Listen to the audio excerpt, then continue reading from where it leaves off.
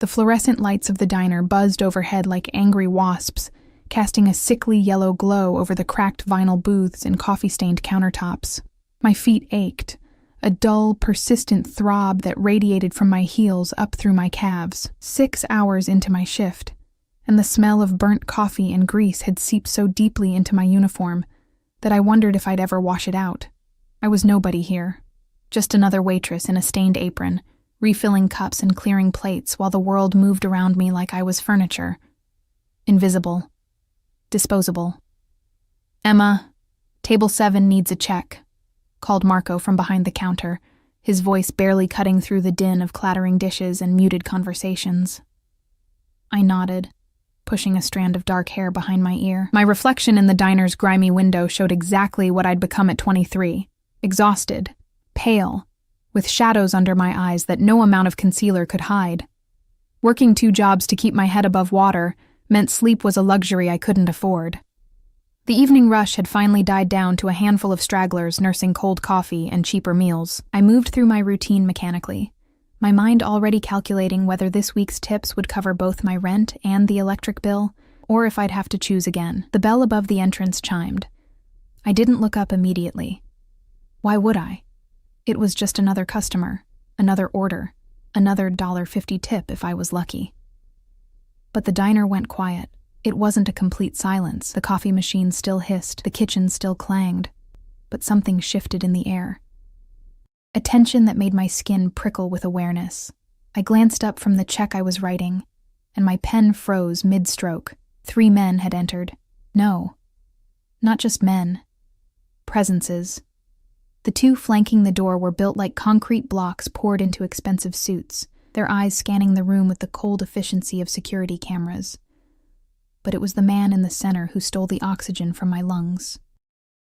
He couldn't have been more than 30, with dark hair swept back from a face that belonged on a screen, not in a run-down diner in Queens. His suit was midnight blue, tailored so perfectly it seemed like a second skin, and even from across the room, I caught the scent of something expensive. Cedar and leather, and something darker, like smoke and danger. Power radiated from him like heat from asphalt in summer. The kind of power that didn't need to announce itself because everyone already knew.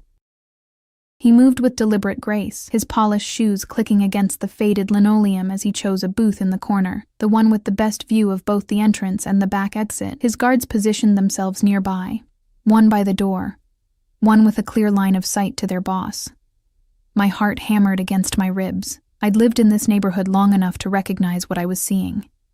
You didn't dress like that, move like that, command a room like that unless you were someone. Someone dangerous. "Emma?" Marco's voice was tight, nervous. "Table 12. My throat was dry. "Can't someone else?" "Everyone else is busy." His eyes darted to the corner booth, then back to me. "Just be professional. Be quick." My hands trembled as I grabbed a menu and a glass of water. This was ridiculous. He was just a customer. Just a man. The fact that my body was screaming at me to run, that every instinct I had was telling me to stay far away from that corner booth, didn't matter. I needed this job. I forced my feet to move. Each step across the diner felt like walking through deep water. I was acutely aware of every sound. The scrape of my shoes, the racing of my pulse, the sudden quiet of the other patrons who seemed to be holding their collective breath. Up close, he was even more devastating. Angular jaw, sharp cheekbones, lips that curved in a way that suggested he knew exactly how beautiful he was, and exactly what to do with it. But it was his eyes that trapped me, dark, almost black, with an intensity that felt like being X-rayed, like he could see straight through my cheap uniform to every secret I'd ever kept. "Good evening," I managed, proud that my voice only shook slightly. "Can I get you something to drink?" He didn't respond immediately. Instead, he studied me with an attention that made my skin flush hot and cold simultaneously. His gaze traveled from my face down to my name tag, then back up, slow and deliberate. "Coffee," he said finally. His voice was silk over gravel, deep and smooth with an edge that suggested violence lurked just beneath the surface. "Black." "Of course." I set down the menu and water glass with hands that wanted to shake. I'll be right back. What's your name? I froze. He could clearly see my name tag, pinned crookedly to my uniform. Emma Martinez, in faded plastic letters. Emma? I said quietly. Emma. He repeated it like he was tasting it, rolling it around in his mouth. How long have you worked here, Emma? This wasn't normal customer conversation. The way he asked, it wasn't small talk. It was an interrogation wrapped in velvet. 6 months, I answered, desperate to escape back to the safety of the counter. I'll get your coffee. I turned to flee, but his voice stopped me. You go to NYU, don't you? Psychology program. My blood turned to ice. How did he know that? My mind raced through possibilities, each more terrifying than the last. I'd never seen him before. I was certain of that. A man like him, you didn't forget. How do you? My daughter is in your cohort. He leaned back against the booth, completely relaxed, despite the bomb he'd just dropped. Sophia Valentino. The world tilted sideways. Sophia. Sweet. Bubbly Sophia, who sat next to me in developmental psychology and loaned me her notes when I had to miss class for my second job.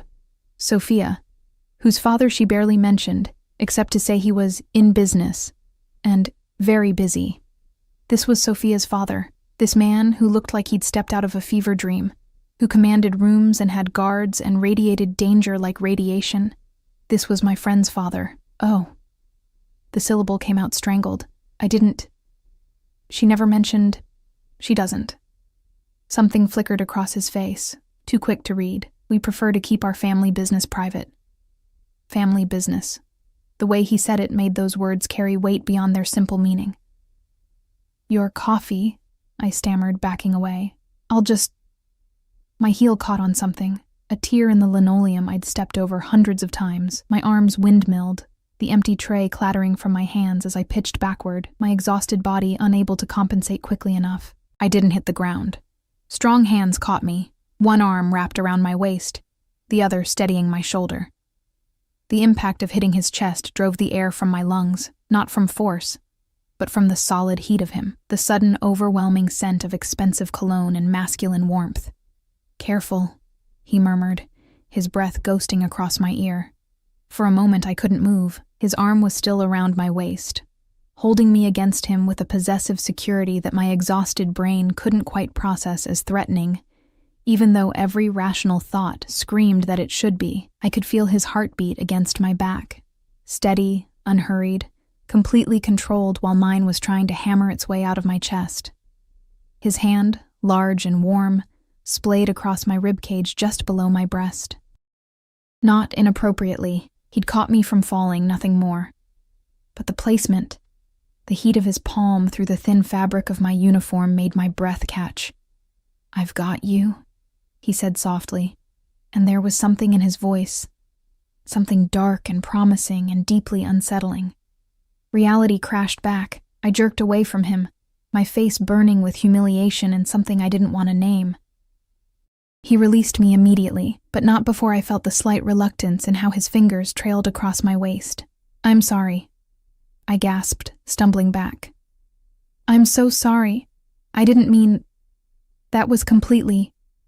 You're my friend's father. That's crazy, I blurted out, the words tumbling over themselves in my desperation to establish some kind of boundary, some kind of normal context to what had just happened.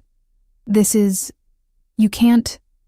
That was completely inappropriate. I mean, not that you did anything wrong, you caught me, but... Inappropriate. He repeated the word like it amused him. One dark eyebrow arched, and his lips curved into something that wasn't quite a smile. Is that what concerns you, Emma? The way he said my name, like it belonged to him now, sent a shiver down my spine that I desperately wanted to blame on the diner's aggressive air conditioning. You're Sophia's father, I said again, as if repeating it would make the situation make sense, would explain why my skin still burned where he'd touched me. She's my friend. This is... crazy, he supplied, and this time he definitely smiled. It transformed his face from dangerously beautiful to something else entirely, something that made my stomach flip and my knees weaken. Life often is, don't you think? One of his guards appeared at his elbow, murmuring something in rapid Italian. The boss, because that's what he was, I understood that now with crystalline clarity, nodded once, his eyes never leaving my face. It seems I'm needed elsewhere. He stood in one fluid motion, and I had to tilt my head back to maintain eye contact. He was tall, broad-shouldered, and standing this close, I felt impossibly small, fragile. But I'll be back, Emma, for that coffee. It wasn't a question, it was a promise. He reached into his jacket. I flinched involuntarily, some primal part of my brain screaming danger. But he only extracted a wallet of buttery black leather. He pulled out several bills and placed them on the table. Even from my angle, I could see they were hundreds. For your trouble, he said, and for your discretion. I didn't see anything, I said automatically, the words coming from some survival instinct I didn't know I possessed. His smile widened, showing teeth that were perfectly white and somehow predatory. Smart girl. He moved past me, his guards falling into formation around him. Just before he reached the door, he paused and looked back over his shoulder. Tell Sophia I said hello. Tell her... His eyes locked onto mine with an intensity that pinned me in place. Tell her I met one of her friends. I think she'd be very interested to know. Then he was gone, the bell chiming cheerfully, as if the last 5 minutes hadn't just tilted my entire world on its axis. I stood frozen in the middle of the diner, my heart still racing, my skin still tingling where he'd touched me. The money sat on the table, $500 bills for a cup of coffee he never drank. Marco appeared at my elbow, his face pale. Do you know who that was? I shook my head, not trusting my voice. That was Dante Valentino, he whispered, his accent thickening with fear. They call him Il Lupo, the wolf. He runs half of New York's underground. He crossed himself quickly, superstitious. Stay away from him, Emma. Men like that, they don't just meet people. They collect them. But it was too late for warnings, as I looked down at the money on the table. More than I made in 2 weeks. I knew with absolute certainty that Dante Valentino had already decided to collect me. And the most terrifying part, some small, reckless part of me wanted to be caught. I didn't tell Sophia. For 3 days, I carried the weight of that encounter like a stone in my chest, heavy and uncomfortable, impossible to ignore. Every time she texted me about grabbing coffee between classes or complained about her statistics homework, I typed and deleted a dozen responses trying to figure out how to say, I met your father. He touched me. I can't stop thinking about it. The $500 sat in my nightstand drawer, untouched. Blood money, I told myself. Hush money. Money that came with strings attached, invisible threads that would tangle around my throat if I wasn't careful. But my landlord didn't care about my moral crisis. Neither did the electric company. On the 4th day, I broke. I deposited the money and immediately felt like I'd signed something away, some part of myself I couldn't name. The diner felt different now. Every time the bell chimed, my head snapped up, my pulse spiking with a mixture of dread and anticipation that made me nauseous. But Dante Valentino didn't return. His absence was somehow more oppressive than his presence had been, like waiting for a storm you could feel building in your bones. Friday afternoon, I was in the university library, drowning in research papers for my thesis on trauma bonding, when Sophia dropped into the chair across from me with her usual explosive energy. Em, thank God I'm dying.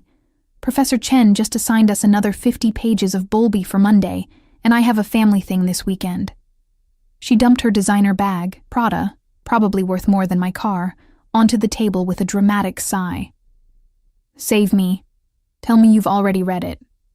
I had. Twice. Because I couldn't afford to fail, couldn't afford to lose my partial scholarship, couldn't afford anything that might send me tumbling back to where I'd started, broke and desperate in a studio apartment with mold in the bathroom and sirens every night. I can send you my notes, I said, trying to focus on the words in front of me. They swam meaninglessly across the page. You're literally the best. Sophia propped her chin in her hand, studying me with those dark eyes that suddenly seemed far too familiar. Had they always been that shade, that intensity? You look exhausted, though. Are you okay? Double shift yesterday, I lied. The truth was I hadn't slept properly since Tuesday. Every time I closed my eyes, I felt phantom hands on my waist, Heard that voice like silk and gravel saying my name. "You work too hard." Sophia's expression shifted to concern, genuine and sweet.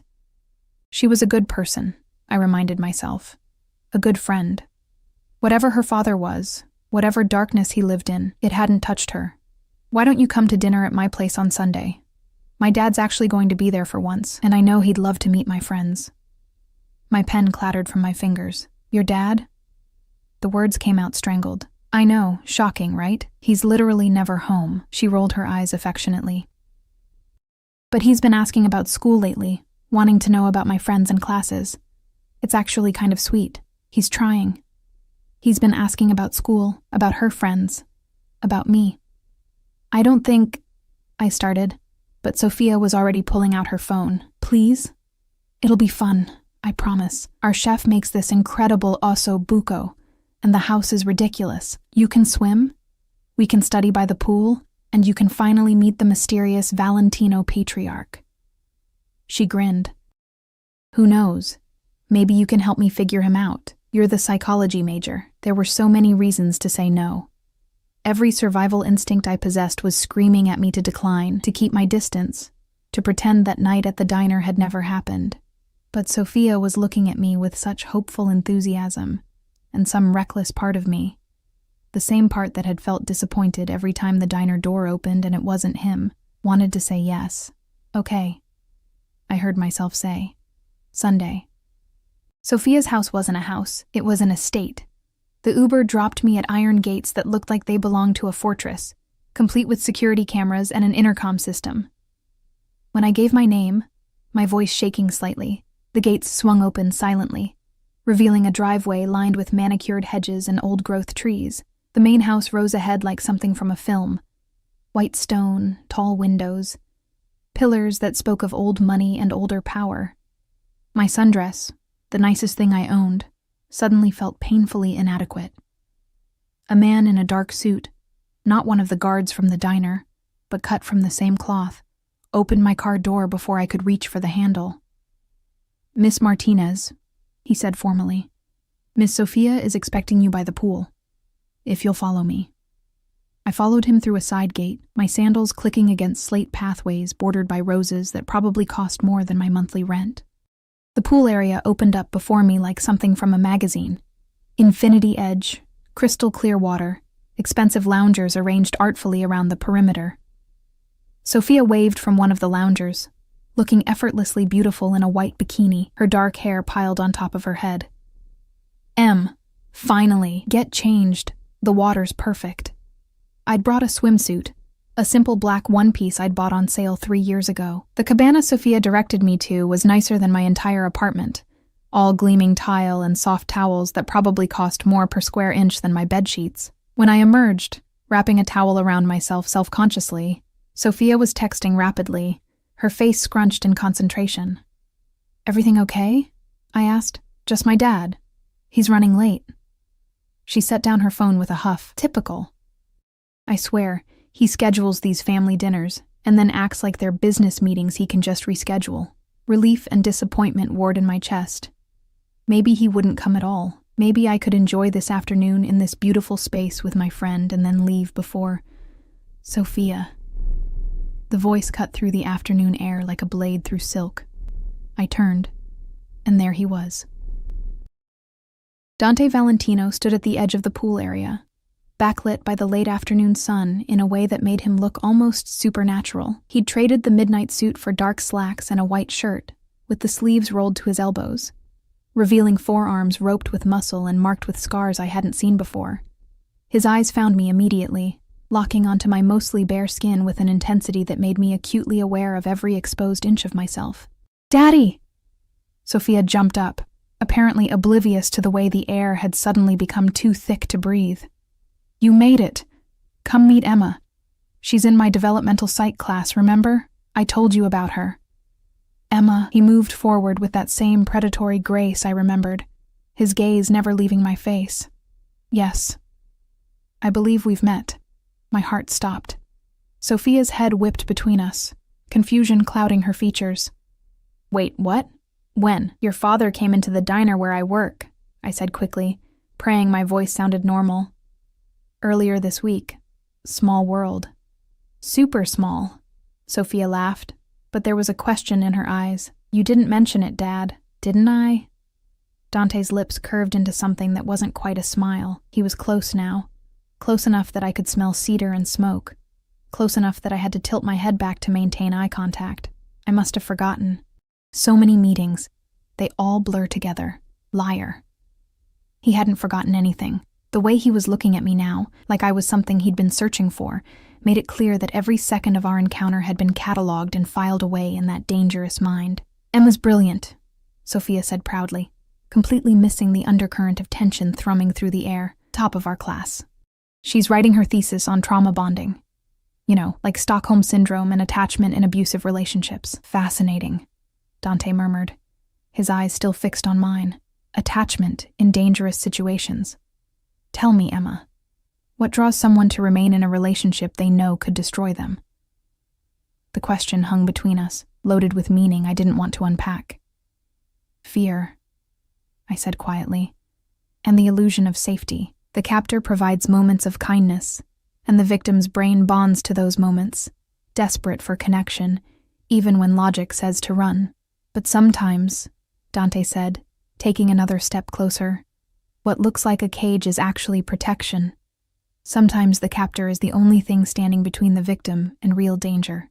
That's what they all say, I countered, my academic mind engaging despite my racing heart. Every abuser believes they're protecting their victim. It doesn't make it less destructive. Something flashed in his eyes. Approval, maybe. Challenge, definitely. I think, he said softly, his voice dropping to a register that seemed meant only for me, despite Sophia standing right there.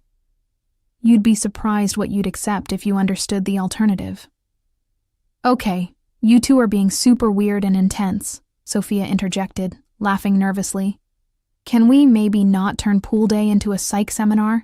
Get in the water before you burn. Dad, stop being intimidating. Dante's gaze slid to his daughter, and his entire demeanor shifted, softening, warming in a way that was almost shocking in its contrast. I'm not intimidating anyone, Piccola. Just having a conversation. Uh-huh. Sophia grabbed my hand, tugging me toward the pool. Come on, Em. Let's leave my dad to his mysterious brooding. I let her pull me away, grateful for the excuse to escape those dark eyes. The water was cool against my overheated skin, and I dove under, letting it close over my head and muffle the world above. When I surfaced, pushing wet hair from my face, Dante was still standing at the edge of the pool, watching me with an expression I couldn't read. Then he smiled, a real smile that transformed his features from dangerous to devastating, and began unbuttoning his shirt. What are you doing? Sophia asked, surprised. It's a pool party, isn't it? He shrugged out of the shirt, revealing a torso that belonged in marble. All lean muscle and olive skin marred by more scars, a roadmap of violence survived. Seems a shame to waste it. He dove in without hesitation, barely making a splash, and when he surfaced near us, water streaming from his dark hair, I couldn't breathe properly. This was wrong. So deeply, fundamentally wrong. He was a mafia boss, a criminal. A man who probably had blood on his hands and bodies in his wake. He was my friend's father. And I wanted him anyway. The afternoon dissolved into something surreal. Sophia chattering away about classes and campus gossip while her father circled us like a shark in expensive swim trunks, his attention never straying far from me. Every time I looked up, he was there, watching, assessing, claiming me with his eyes in ways I knew I should find terrifying. When Sophia got out to take a phone call, I found myself alone in the pool with him, the silence stretched, heavy, and expectant. You shouldn't have come, Dante said finally, his voice low enough that it wouldn't carry. Sophia invited me, I replied, trying to sound defiant. I'm her friend. That, he said, moving closer through the water, is the problem. My back hit the pool's edge. He was close now, so close I could see water droplets caught in his eyelashes, could count the faint lines around his eyes that suggested he smiled more than his reputation would indicate. You're going to stay away from her, I said, my voice shaking but firm. She's sweet and kind and nothing like me, he finished. I know. I've spent her entire life trying to keep my world from touching hers. His hand came up, gripping the pool edge beside my head, caging me without actually touching me. But then you walked into my life, Emma Martinez, and suddenly my carefully constructed walls feel very fragile. I didn't walk into anything, I protested weakly. I was just working. And I was just getting coffee. His other hand mirrored the first, trapping me completely. Fate, perhaps, or punishment. I haven't decided which. This is insane. You're her father, he said. I know. Believe me, I've been reminding myself of that fact every hour since Tuesday night. Then you understand why this, whatever this is, can't happen. Oh, I understand. He leaned closer, and I could feel his breath on my damp skin. But understanding something and being able to stop it are two very different things, Dante. His name on my lips felt intimate. Forbidden, say it again. He commanded softly. I shook my head, refusing, even as my body betrayed me by trembling. Emma! Sophia's voice carried from somewhere behind us. Dad! Dinner's ready! Dante pulled back immediately, the spell breaking. But his eyes, God, his eyes, promised that this conversation was far from over. As he hauled himself from the pool in one smooth motion, water sluicing down the planes of his back, I realized with absolute certainty that I was in terrible danger. Not from him. From myself. Dinner was an exercise in psychological torture. The dining room was all dark wood and crystal chandeliers, a table long enough to seat 12 set intimately for 3. Sophia sat at one end, chattering happily about her upcoming exams. I sat across from her, hyper-aware of every movement, every breath. Dante sat at the head of the table, positioned so he could see both of us, so he could watch me. The food was exquisite. The promised osso buco, risotto that melted on my tongue, wine that probably cost more than my textbooks. I tasted none of it. Every bite was ash in my mouth because I could feel his gaze on me like a physical touch, heavy and possessive. So, Emma, Sophia said, twirling her fork through risotto, have you thought about what you're doing this summer? I know you mentioned maybe staying in the city for classes. I need to work, I said automatically. Can't really afford to take time off. Both jobs? Sophia's face scrunched with concern. That's brutal. You'll burn out. Some of us don't have a choice, I said, then immediately regretted the bitterness in my tone. Sorry. I just mean, don't apologize. Dante's voice cut through my stumbling. You work hard. That's admirable. His fingers wrapped around his wine glass, and I found myself mesmerized by the movement. Long fingers, strong hands, a signet ring on his right hand that caught the light. What's your other job besides the diner? I tutor, I said quietly. High school kids, mostly. SAT prep, essay writing. She's amazing at it, Sophia added enthusiastically. One of her students got into Columbia early decision. Impressive. Dante took a sip of wine, his eyes never leaving my face. You clearly have a gift for understanding people. Reading them. It's just psychology, I deflected. No. He set down his glass with deliberate care. It's more than that. Psychology is academic. What you have, the ability to see into people, to understand what drives them, that's instinct. That's dangerous. The word hung between us, loaded with meaning. Dangerous? Sophia laughed. Dad, she's a tutor, not a spy. Dangerous to be that perceptive, Dante clarified, but his eyes told me he meant something else entirely. People don't like being seen. Not really. They'll resent you for it. Or worse. They'll become obsessed with being understood by you. My mouth went dry. We weren't talking about tutoring anymore. I think people want to be seen, I said softly, holding his gaze even though every instinct screamed to look away. They just want to be seen by the right person. Something flickered across his face, raw and hungry, and quickly shuddered. Emma's practically a workaholic, Sophia said, oblivious. I keep telling her she needs to relax more, have some fun. She hasn't even been to a single party this semester. Perhaps she's simply selective about how she spends her time, Dante said. Quality over quantity. Or maybe she's scared, Sophia teased gently. Come on, Em. Live a little. You're 23, not 40. I live plenty, I protested. But it sounded weak even to my own ears. The truth was, I was terrified. Terrified of losing control, of making mistakes I couldn't afford, of becoming like my mother, desperate and dependent on men who promised protection, but delivered pain. "What are you afraid of, Emma?" Dante asked, and the question felt like a hand reaching into my chest to wrap around my heart. "Nothing," I lied. "Everyone's afraid of something." He leaned back in his chair, the picture of casual power. "The question is whether that fear controls you, or whether you control it. And which one are you?" The question escaped before I could stop it. Bold and reckless and deeply inappropriate. Sophia's eyes widened. But Dante smiled, slow and predatory. "I thought you were good at reading people. What do you think?" I thought he was a man who'd taken his fears and forged them into weapons. I thought he was someone who'd decided long ago that being feared was safer than being vulnerable. I thought he was dangerous and damaged and probably damned. I thought I should run. "I think," I said carefully, "that fear and control aren't mutually exclusive. I think the most dangerous people are the ones who've learned to weaponize their fear." His smile widened, showing teeth. "Smart girl." There it was again. Those same words from the diner, delivered like praise and promise and threat all wrapped together. "Okay, this is getting weird again," Sophia announced, pushing back from the table. "I'm going to get dessert. You two play nice while I'm gone." The moment she disappeared through the kitchen door, the temperature in the room seemed to drop 10 degrees. Dante stood, moving around the table with that liquid grace that reminded me of big cats right before they pounced. He stopped behind my chair, close enough that I could feel the heat of him against my back. "You need to stop coming around," he said quietly. "Sophia's my friend." "I know."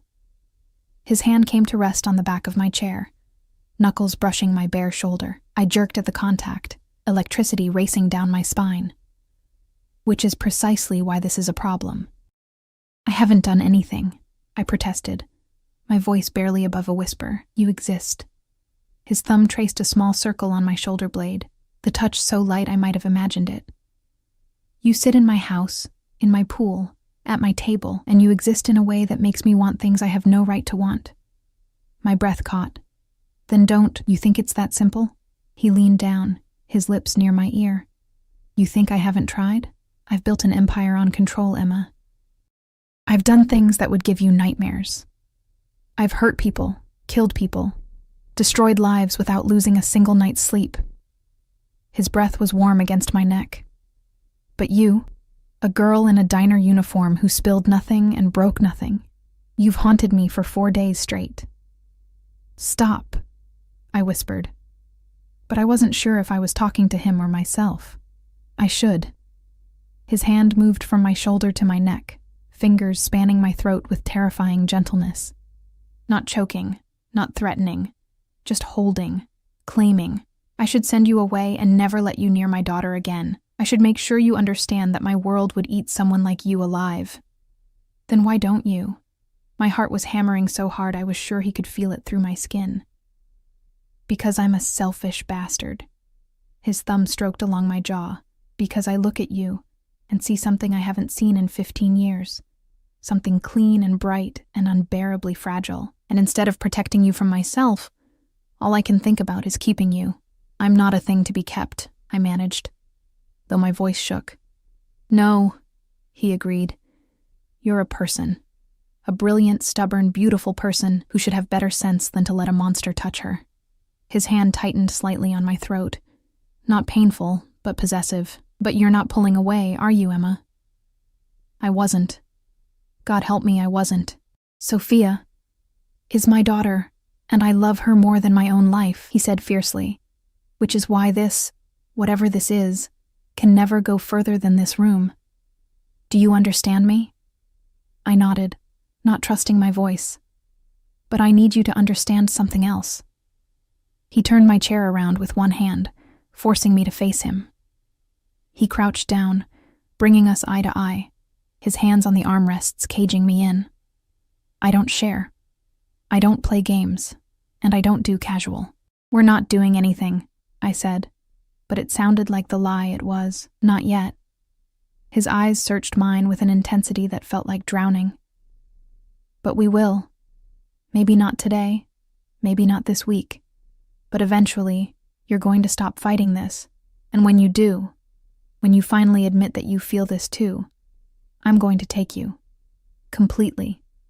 Do you understand? You're insane, I breathed. Probably. He reached up, tucking a strand of hair behind my ear with unexpected tenderness. But I'm also patient. And I always get what I want, Emma. Always. Found it. Sophia's voice echoed from the kitchen. Dante was across the room and back in his seat before I could blink, his expression smoothly neutral as his daughter emerged with tiramisu. Sorry. Our housekeeper reorganized everything, Sophia said cheerfully, setting down plates. You guys okay? You both look flushed. Just warm, I said quickly. Maybe I got too much sun. Dante said nothing, but when I risked a glance at him, he was watching me with an expression that made promises his words hadn't.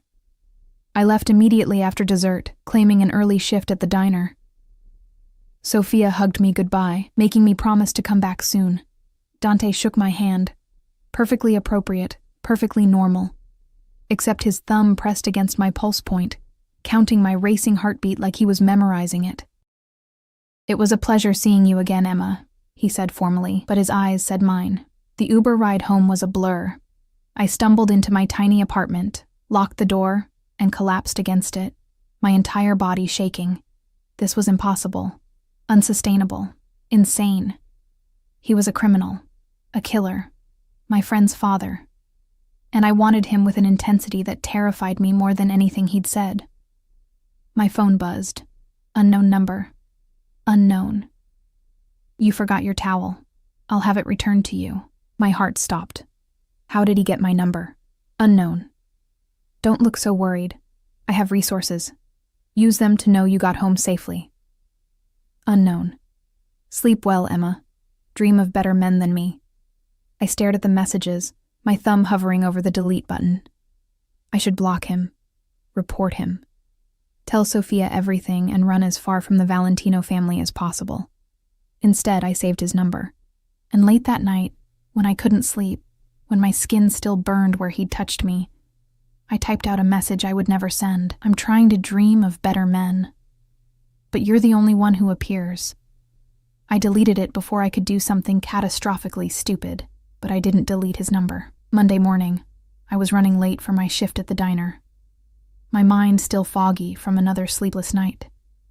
I'd managed to avoid Sophia all day Sunday, claiming illness via text. It was cowardly, but I needed time to think, to process, to figure out what I was going to do about the fact that I couldn't stop thinking about her father's hands on my throat. I was so distracted that I didn't notice the black SUV following me until it pulled up to the curb beside me. The back window rolled down, and my stomach dropped. Dante Valentino sat in the back seat, looking impossibly crisp in a charcoal suit despite the early hour. Get in. I have work, I said, proud that my voice only shook slightly. Call in sick. I can't just... Emma. His voice dropped to that dangerous register that made my knees weak. Get in the car. We need to talk. We have nothing to talk about. Wrong. He opened the door from the inside, a clear command.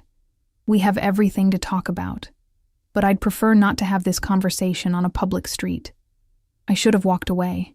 Should have told him to leave me alone, to respect boundaries, to stop whatever this was before it started. Instead, I got in the car. The door closed behind me with a sound like a cell door slamming shut, and as the SUV pulled away from the curb, I realized I'd just made a choice I could never take back. Dante's hand found mine in the darkness of the back seat, his fingers interlacing with mine possessively. Where are we going? I whispered. Somewhere we can be honest, he said. No daughter. No witnesses. Just you and me, and the truth neither of us wants to admit. The truth was, I was already his. I just hadn't admitted it yet. The SUV wound through Manhattan with purpose, leaving behind the familiar chaos of my neighborhood for streets I'd only seen in movies. Tree-lined, quiet, dripping with old money. My hand remained clasped in Dante's, his thumb tracing absent patterns on my palm that made concentration impossible. Where are we going? I asked again, when the silence became unbearable. Somewhere safe. His eyes never left the window, scanning the streets with practiced vigilance. Somewhere we won't be interrupted. The car pulled up to a building of gray stone and Art Deco elegance, a pre-war apartment building that screamed exclusivity. The doorman nodded respectfully as Dante's driver opened our door, and I felt impossibly small and out of place in my diner uniform and worn sneakers. Dante's hand pressed against the small of my back, guiding me through a lobby of marble and mirrors, into an elevator lined with mahogany. The operator, an actual elevator operator, pressed the button for the penthouse without being told.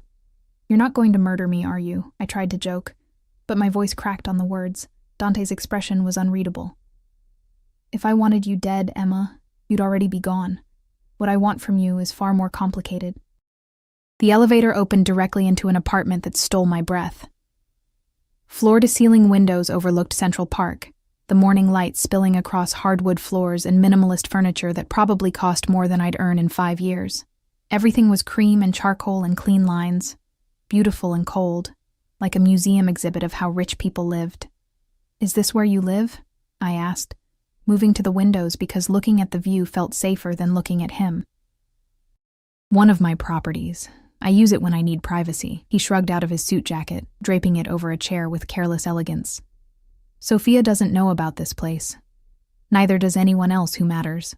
Except me," I said quietly. "Except you." He moved behind me, close enough that I could feel his heat. "Do you understand what that means, Emma? Bringing you here?" I shook my head, not trusting my voice. "It means I'm trusting you with something I trust no one with. Location, access, vulnerability." His reflection appeared in the glass beside mine. Darker, larger, overwhelming. "It means I'm giving you a weapon you could use to destroy me. I would never." "I know." His hand came to rest on my hip, a brand through the thin fabric of my uniform. "That's the problem. I know you wouldn't, which makes you either incredibly loyal or dangerously naive. Maybe both," I whispered. He turned me around, and suddenly we were chest to chest, his hands framing my face with a gentleness that contradicted everything I knew about him. "I brought you here to give you a choice," he said, his voice rough. "A real one. Without Sophia nearby, without witnesses or consequences you can't take back. I need you to understand what you'd be choosing." "I don't understand. I'm a bad man, Emma." His thumbs stroked my cheekbones, and I shivered. "Not complicated, not misunderstood, genuinely bad. I've killed people, not in self-defense, not in war. I've ordered executions. I've destroyed families, businesses, lives. I traffic in violence and fear, and I'm good at it." His eyes searched mine with desperate intensity. "And if you stay, if you choose this, I will consume you. I will be possessive and jealous and overprotective to the point of suffocation. I will want to own every smile, every thought, every breath. Do you understand what I'm telling you?" My heart was hammering so hard I thought it might break through my ribs. "You're trying to scare me away. I'm trying to be honest." His forehead dropped to mine, and I felt him trembling, actually trembling. "Because once this starts, Emma, I won't be able to stop. I won't want to stop. And you need to know that before you make a choice you can't unmake." "What if I've already chosen?" The words escaped before I could stop them, reckless and true and terrifying. His breath hitched. "Then God help us both." He kissed me. Not gently, not carefully. He kissed me like a drowning man gasping for air, his hands tangling in my hair, his body pressing mine back against the cold glass of the window. I gasped against his mouth, and he swallowed the sound, deepening the kiss until I couldn't remember why this was wrong. Couldn't remember anything except the taste of him. Coffee and danger and dark promises. My hands found his chest, and I meant to push him away. I swear I did. But instead, my fingers curled into his shirt, pulling him closer, desperate for more contact, more heat, more of whatever this madness was that had been building between us since the moment I'd looked up and seen him in that diner. When he finally pulled back, we were both breathing hard, his pupils blown wide with desire that matched my own. "This is insane," I panted. "Yes." He kissed my jaw, my neck, the hollow of my throat. Completely insane. You're my friend's father. I know. His teeth grazed my collarbone and I whimpered. Believe me, I know. She'll hate me, I said, reality crashing back. Sophia will... She can never know. He pulled back, his hands gripping my shoulders with bruising intensity. Not now. Maybe not ever. Do you understand, Emma? This. Us. It stays between these walls until I can figure out how to make it work. And if you can't, his jaw clenched, then I'll deal with the consequences. But I won't lose you. Not now that I've had you. You haven't had me, I protested weakly. His smile was dark and knowing. Not yet, but I will, cara mia, soon.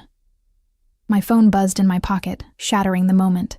I fumbled for it with shaking hands. Sophia's name flashed across the screen. Sophia. Where are you? You're not at the diner and you're not answering your phone, getting worried. Guilt crashed over me like a wave. What was I doing?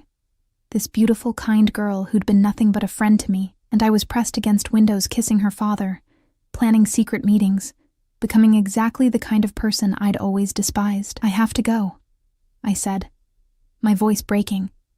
This is wrong, Dante. It's all wrong. Wrong doesn't mean impossible. He caught my wrist as I tried to move past him. And it doesn't change how you feel. How I feel doesn't matter, I shot back. Sophia matters. Your relationship with her matters. I'm not going to be the thing that destroys that. You think I'd let that happen?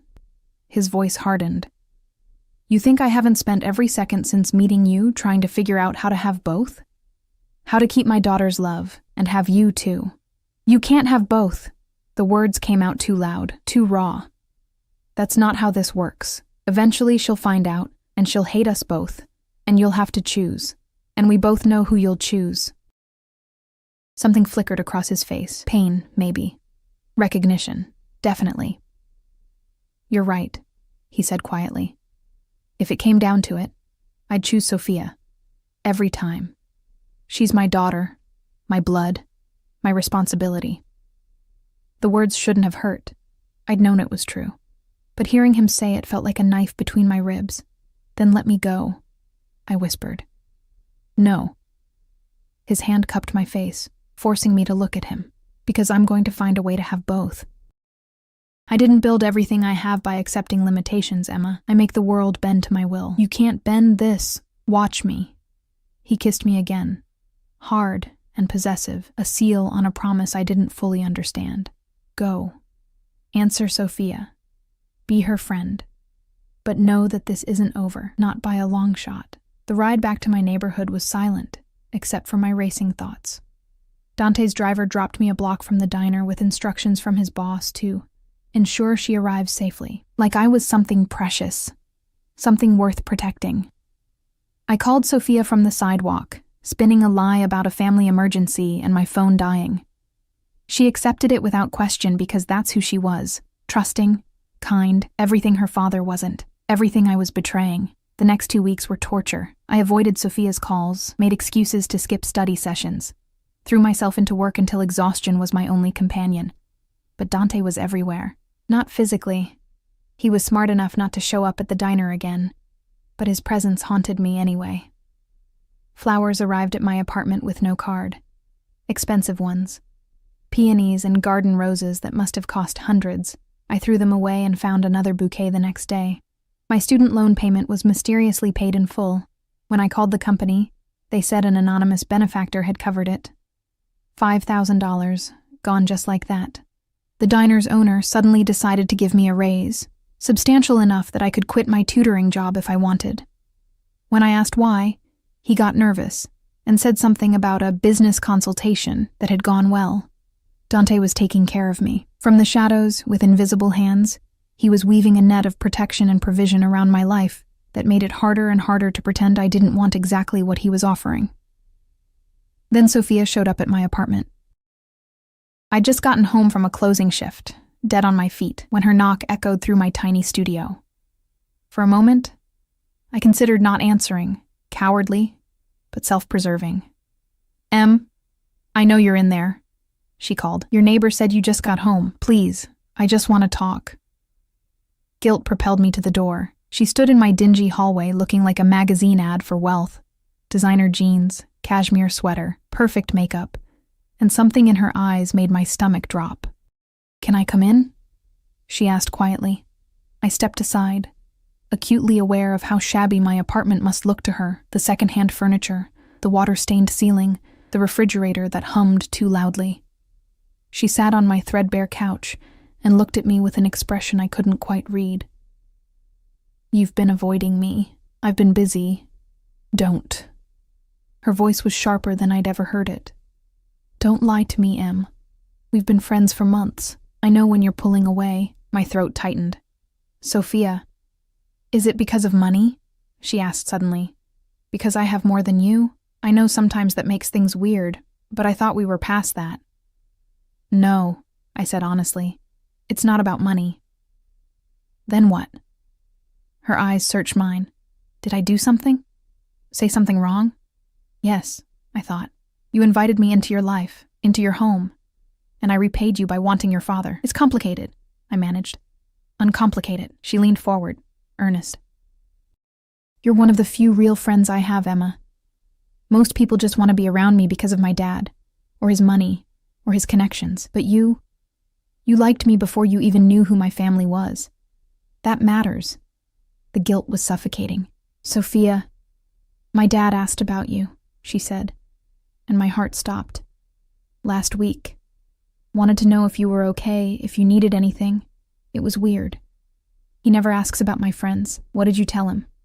The question came out strangled, that I was worried about you, that you'd been distant.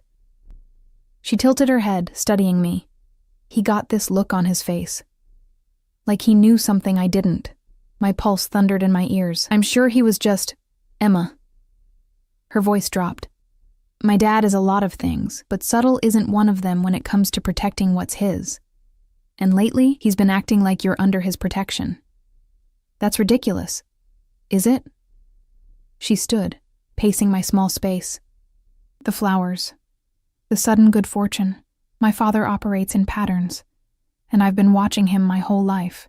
This is what he does when he's claimed something." "Claimed?" The word came out weak. She turned to face me, and her expression was careful, calculating. More her father's daughter than I'd ever seen. "I need you to be honest with me," she said quietly. "Is there something going on between you and my dad?" The question hung in the air like smoke from a gun. I could lie. Should lie. Protect everyone involved with a simple denial. But looking into Sophia's eyes, intelligent, knowing, already suspicious, I knew the lie wouldn't hold. "Yes," I whispered, and watched her face crumble. The silence that followed my confession was deafening.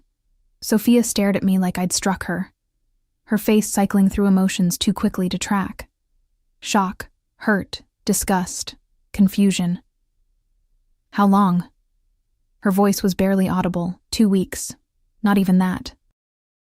I wrapped my arms around myself, feeling exposed. "Nothing's really happened, we've just what?" She laughed, bitter and harsh. "Just kissed? Just fucked? Just decided to betray me behind my back?" "It wasn't like that." "Then what was it like, Emma?" She whirled on me, and I'd never seen her like this, fury making her beautiful face sharp and cold.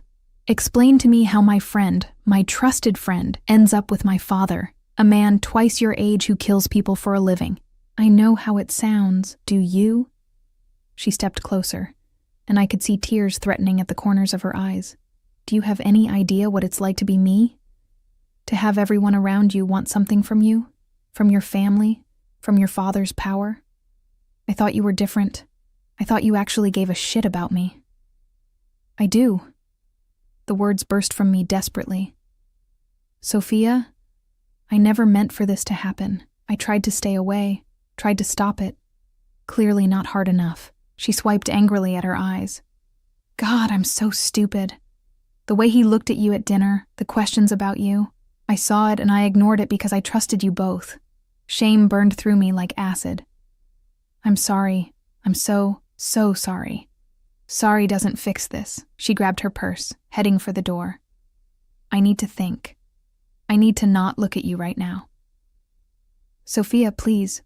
She paused at the door, her back to me. My father destroys everything he touches, Emma. Everyone who gets close to him ends up dead or damaged or wishing they were. I've watched it my whole life. She looked back over her shoulder, and the pity in her eyes was worse than her anger. You think you're special? You think you'll be different? You're just the newest thing he wants to possess. The door slammed behind her, and I collapsed onto the couch, my entire body shaking. What had I done? What had I thrown away for a man I barely knew? For feelings I couldn't explain? For a connection that defied every rational thought? My phone buzzed. Dante. Dante. Sophia just called. She knows. Come to the penthouse. Now. Me. I can't. I've done enough damage. Dante. Emma. This isn't a request. Me. I'm done.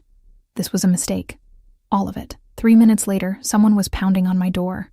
I knew who it was before I opened it. Dante stood in my hallway looking like barely controlled violence, jaw clenched, eyes blazing, still in a suit that suggested he'd come straight from whatever criminal empire he'd been running. Move, he commanded, pushing past me into my apartment. You can't just...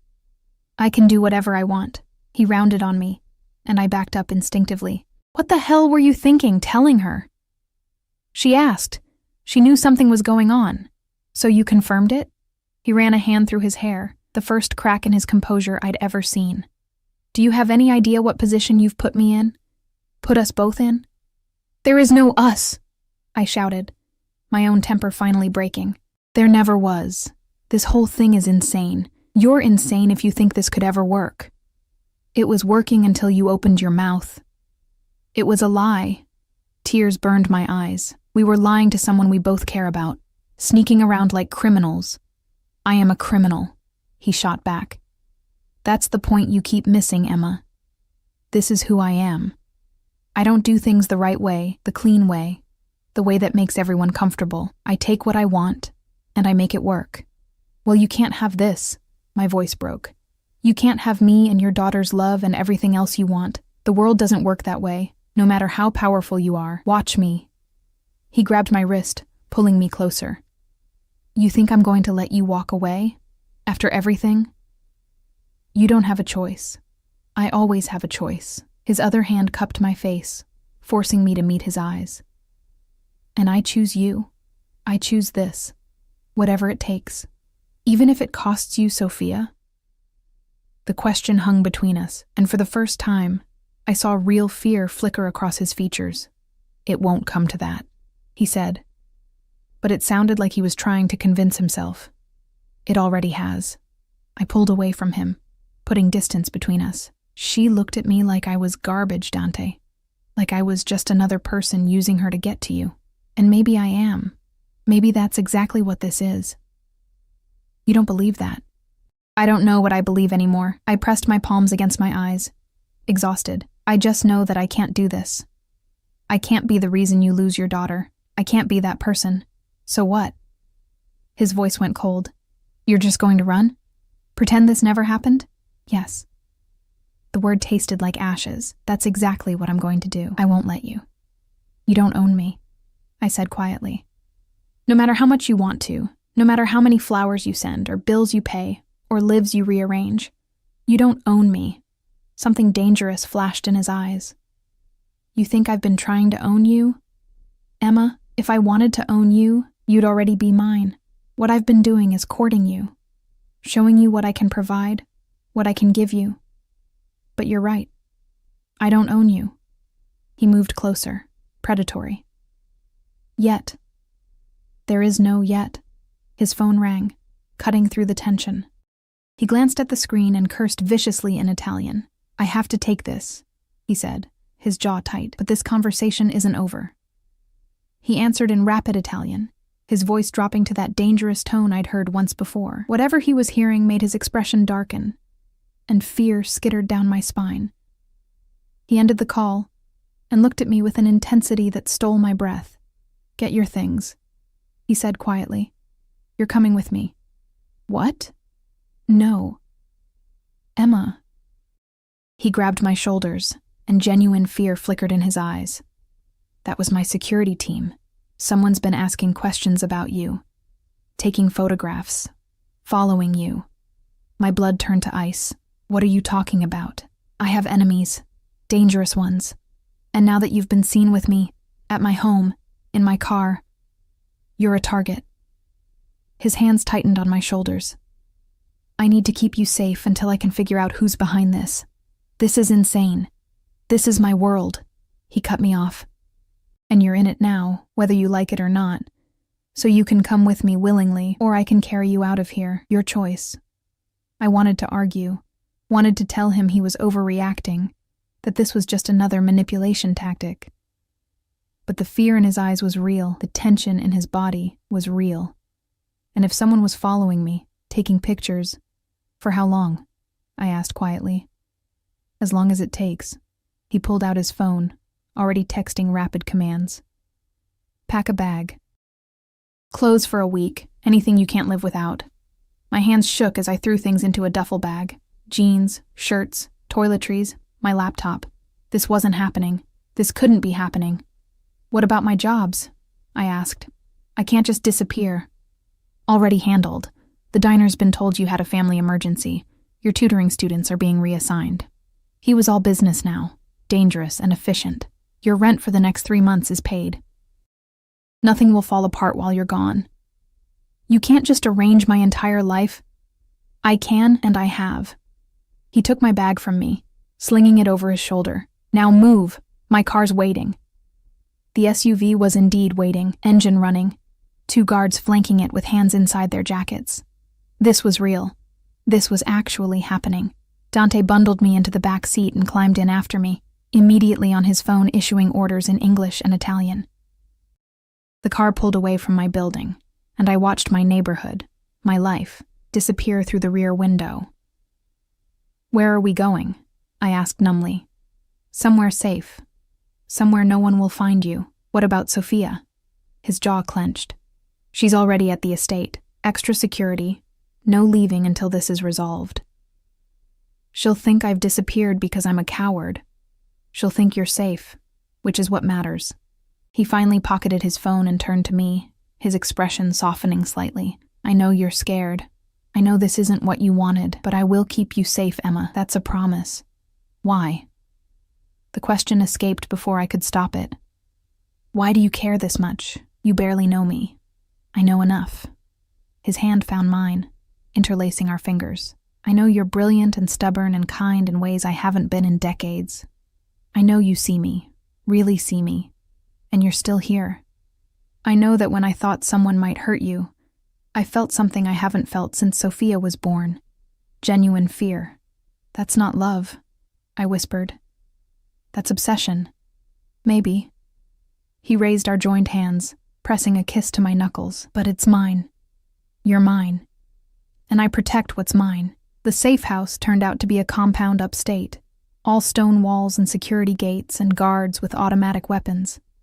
It was beautiful in a fortress kind of way, perched on a hillside with views that would have been breathtaking if I wasn't a virtual prisoner. Dante installed me in a bedroom that was bigger than my entire apartment, with a bathroom of marble and gold that looked like something from a palace.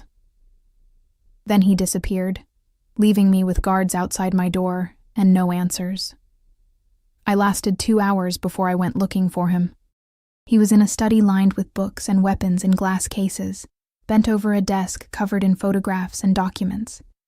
He looked up when I entered, exhaustion carving lines around his eyes. You should be resting, he said. I should be a lot of things. I moved closer, looking at the photographs spread across his desk. My stomach dropped. They were of me, walking to work, leaving class, sitting in a coffee shop. Dozens of them, taken over weeks. Oh my God. This is why you're here. His voice was grim.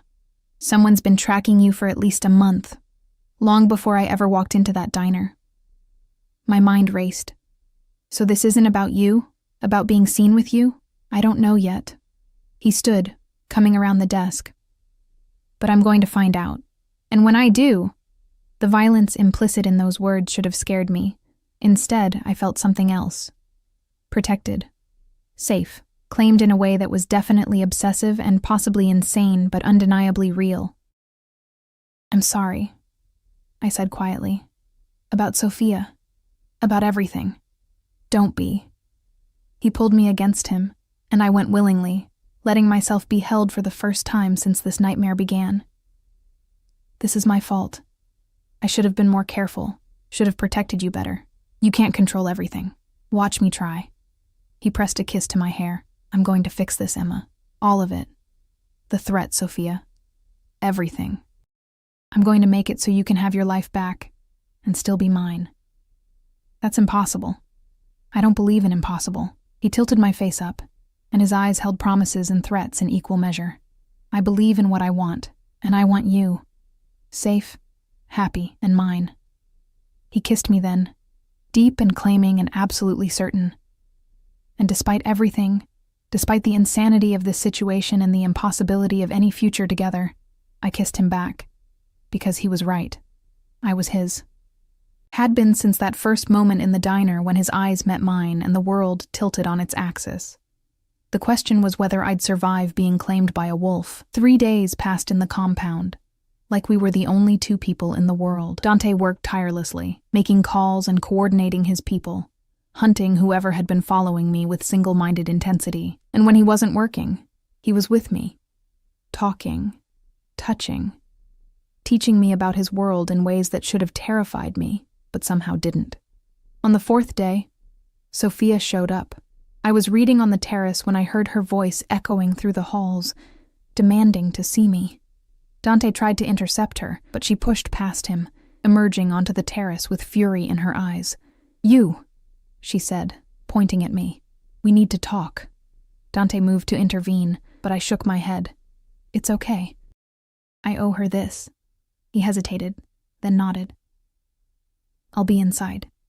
You need me, you call. When we were alone, Sophia sat in the chair across from me, her posture rigid. For a long moment, neither of us spoke. I've been thinking, she said finally, about you and my dad, about how furious I am, how betrayed I feel. She paused, but also about how I've never seen him look at anyone the way he looks at you. I blinked, surprised. Sophia. Let me finish. She held up a hand. My mom left when I was 5. Did you know that?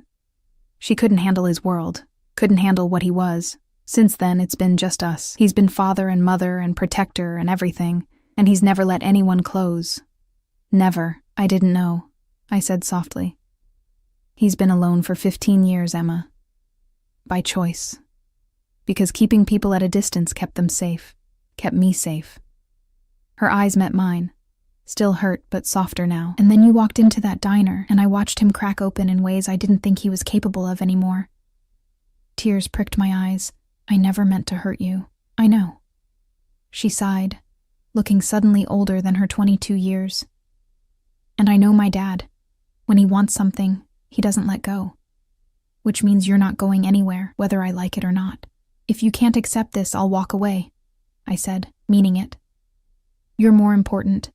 To him or to you, she challenged. Both. She studied me for a long moment, then shook her head. You really mean that, don't you? Yes. Which is probably why he's so obsessed with you. A ghost of a smile crossed her face. You're the first person who's ever chosen me over him, even knowing what he can give you, what he can do for you. You'd still walk away from me. You're my friend, I said simply. And he's what? Your lover? Your boyfriend? Your mobster sugar daddy? The words were bitter, but there was less venom in them now. Honestly, I don't know what he is. I looked down at my hands. I just know that when I'm with him, I feel seen in ways I've never felt before. Like all the parts of me I've been hiding, the anger, the ambition, the darkness. He sees them and wants them anyway. Sophia was quiet for a long time. When she spoke, her voice was careful. I can't give you my blessing. Not yet. Maybe not ever. This is too weird, too complicated, too much. I understand.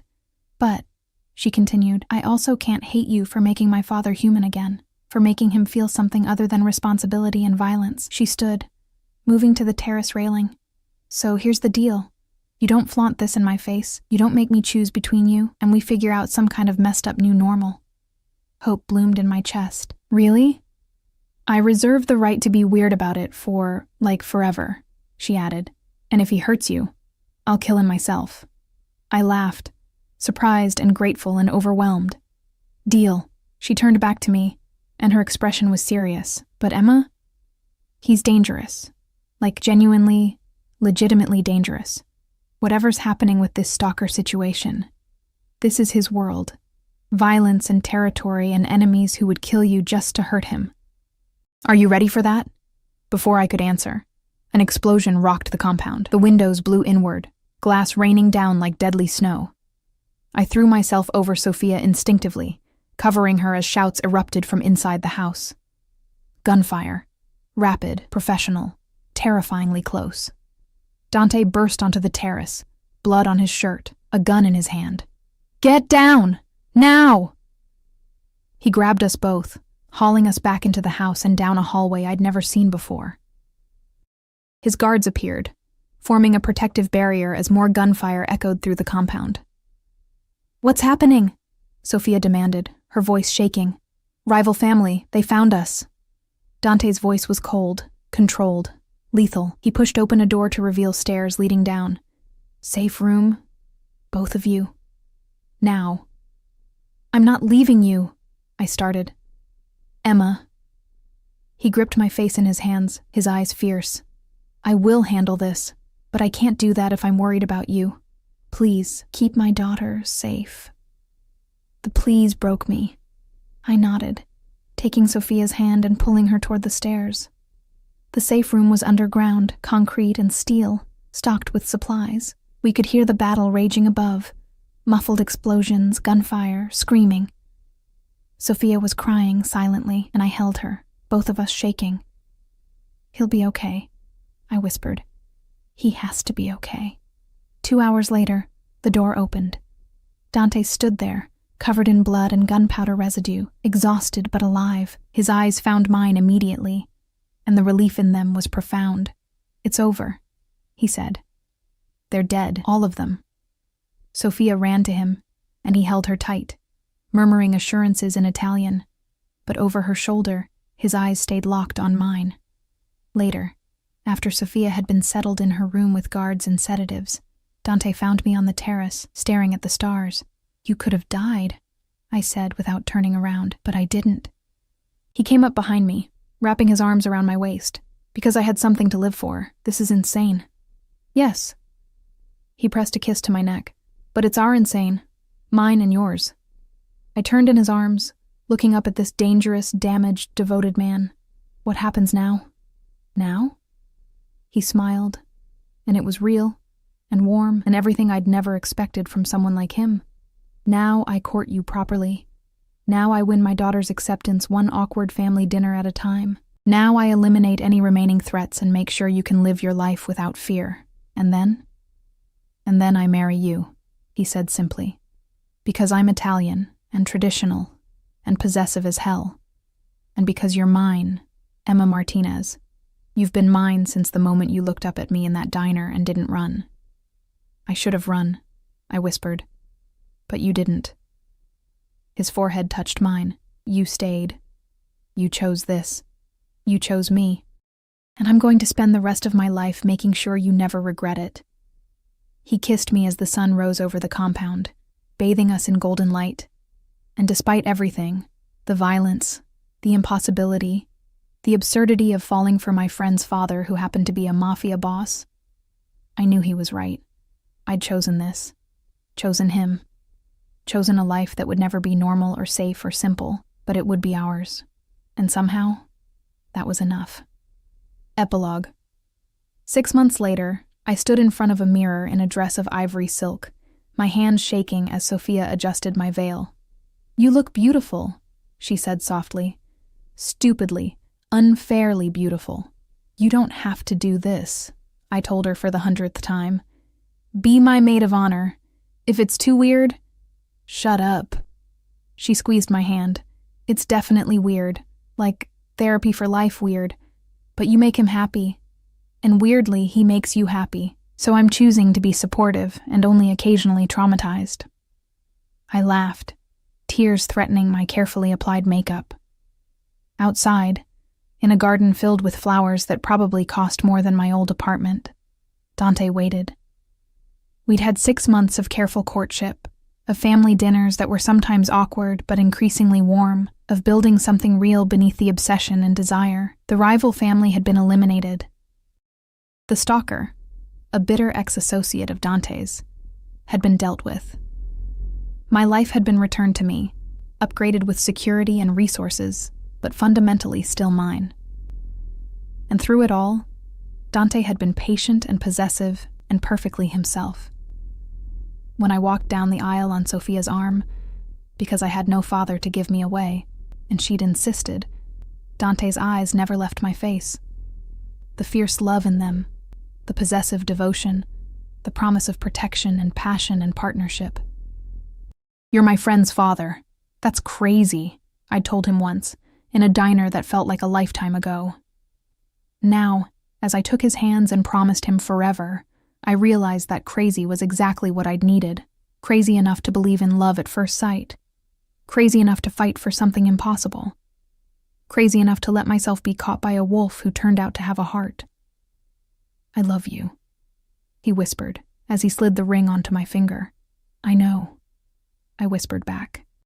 That's the craziest part of all. And when he kissed me, sealing vows that defied logic and probability and every rule I'd ever lived by, I knew with absolute certainty that I'd made the right choice, because some cages weren't prisons. Some were promises. And some wolves didn't devour you, they devoted themselves to you instead.